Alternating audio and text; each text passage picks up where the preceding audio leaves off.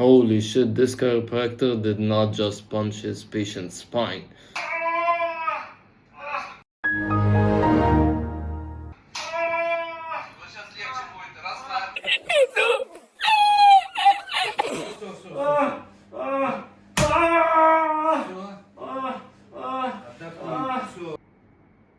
I've seen UFC fights way more gentle than this. Wallahi, wallahi. أحمد محسن يا أحمد يا محسن